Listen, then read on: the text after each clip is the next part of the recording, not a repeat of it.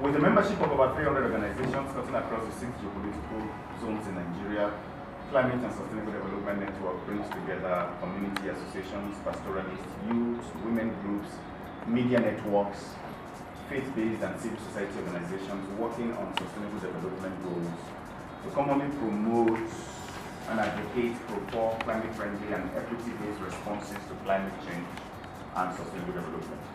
So, what does that basically translate into? We bring together different groups of organizations, NGOs, faith-based organizations, pastoralists. We have farmers in the Northeast. We have herdsmen associations who belong to us as well. And we bring these people together to commonly promote pro-poor responses to climate change and to sustainable development goals.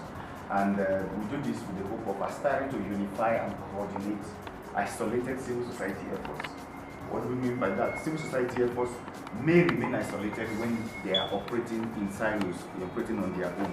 But when we come together under the umbrella of a network, we unify these isolated actions with a view to ensuring that people-centered response mechanisms are accorded desirable attention and relevance as climate change is increasingly mainstreamed into national and global poverty reduction and sustainable development strategies and actions. Our vision is an environment free from the adverse impacts of climate change, with sustainable development, equity, and justice for all. And our mission is to initiate and promote pro-poor development and equity-based positions from the local, state, and national levels in various environmental, sustainable development, and other international conventions that Nigeria is a signatory. So what are our core values? Accountability, and accountability with us runs both ways, that is into and promotes volunteerism. People need to, in the sense of and the spirit of volunteerism, which is which is a bit alien in our country, is what we want to reintroduce. Bringing people to volunteer for their community, for their environment, and to volunteer to build a climate resilient Nigeria. We believe so much in networking, and that is why various groups here today are represented, including other networks. Respect for human dignity. We are a member of some organizations. We are the Nigerian chapter of the Pan-African Climate Justice Alliance, as well as the National Coordinating Organization Secretariat for Action 2015 in Nigeria. We sit as a member and observer of the following bodies: the United Nations Framework Convention on Climate Change, the Green Climate Fund, the United Religions Initiative, the Global Powership Nigeria, Ecosystem-Based Adaptation for Food Security, SMDA, Proposal Nigeria, the Oyo State Emergency Response and Contingency Committee, and the Nigerian Civil Society Group on SDGs. COP23, Conference of Parties to the United Nations Framework Convention on Climate Change, the 23rd session took place in Bonn, Germany, from November 5th to November 18th. And this COP was a very special COP in the sense that it was coming after the COP22 that took place in the continent of Africa, in Morocco. And it was the second COP after the Paris Agreement. So this COP was actually to be hosted by Fiji, a small island state, but because of certain considerations, they decided to host it in Germany under the leadership of Fiji. Now, the goal of the Paris Agreement is to limit global temperatures to below 2 degrees. And for the agreement to be implemented, there is a need for the rule book. Now, with the leadership of Fiji, they also came up with the need to have a facilitative dialogue, a dialogue that will look into what are the parties, what are the countries bringing into the implementation of this agreement. Is there a possibility for these contributions, which are contained in their NDCs, to be increased? So that brings up the issue of ambition. So COP23 basically sets the groundwork for this rule book on how Paris Agreement will be implemented, facilitative dialogue on the need for parties, for countries to come together and discuss, because a lot of people in the wake of the agreement, the signing of the agreement, believe that Paris Agreement was not ambitious enough, particularly with respect to the pre-2020 ambitions. because Paris Agreement is actually supposed to start from 2020, and developing countries have reviewed that between now and 2020, what is going to happen to us. So developed countries are supposed to increase their ambition towards bringing down the global temperatures, towards making funds available for adaptation and for mitigation before 2020, before the agreement comes into force. So those are the things that are considered as pre-2020 ambition, pre-2020 targets for the climate.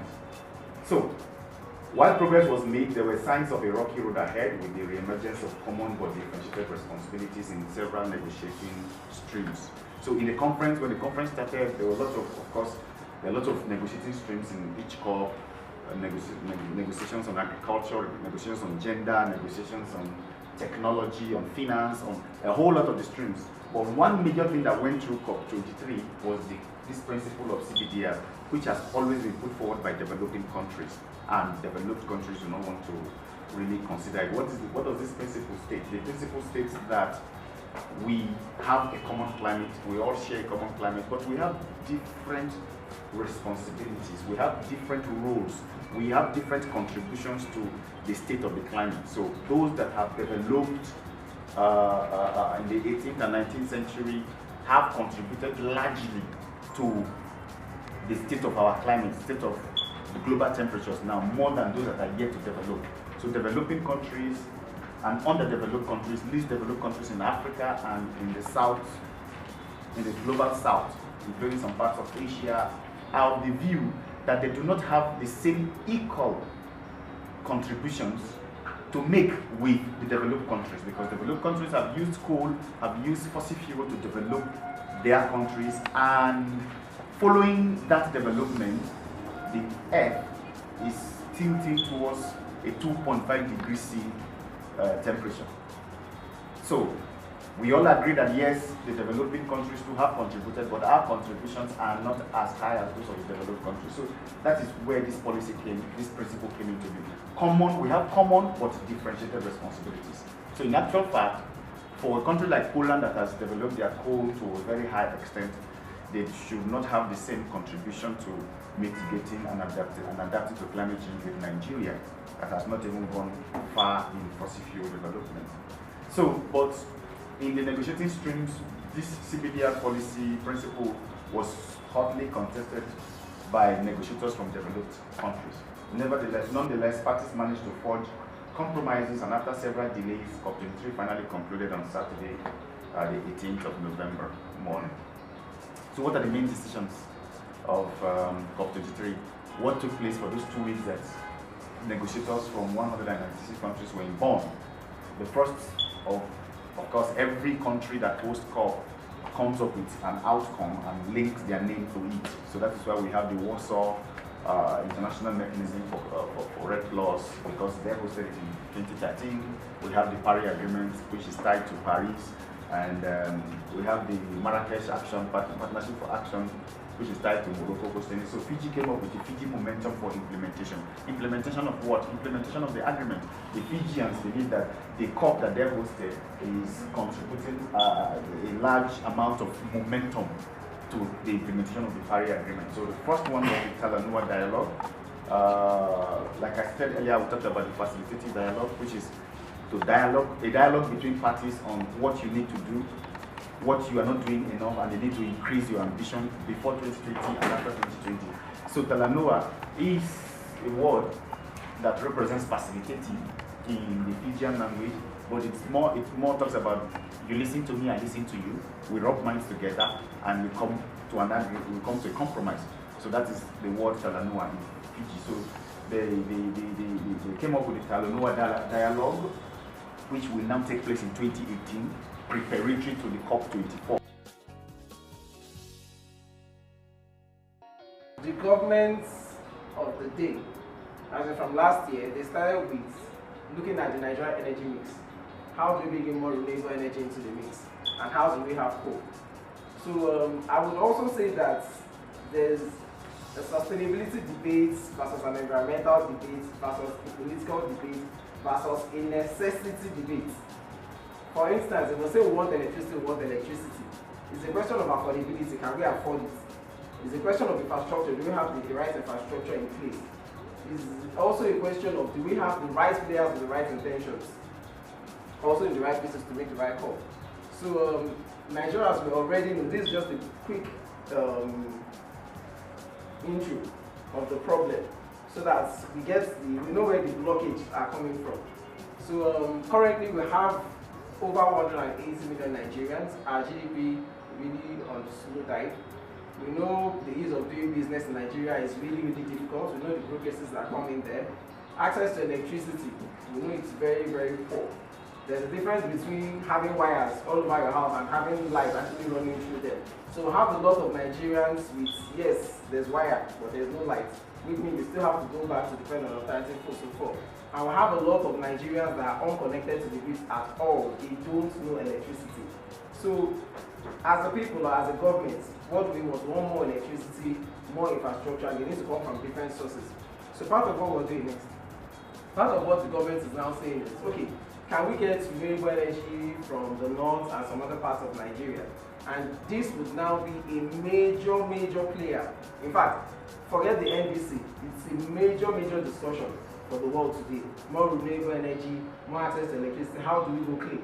Some people say it's an environmental, political, economic war against the Southeast for crude oil and the rest of them. But whatever it is, the fact remains that we need to save Earth.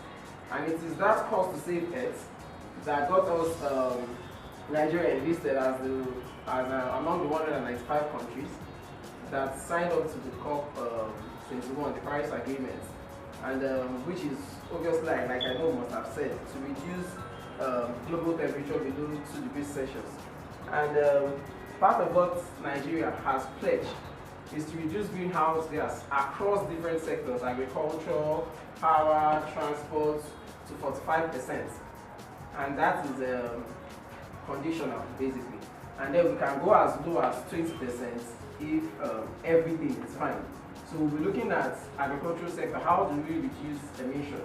How do we review our agricultural practices? How do we look at animal husbandry? How do we do it in more cleaner ways? Electricity sector, how do we reduce generator sets? How do we go to more clean energy? So we're talking about reducing coal. But of course, you see the newspaper headlines, they still see Nigeria wanting to do more coal, more coal, more coal. So we're looking at how can we actually generate by 2030 at least 30,000 megawatts. And then we'll have the breaking at different points in time. 5,300 megawatts of renewable energy,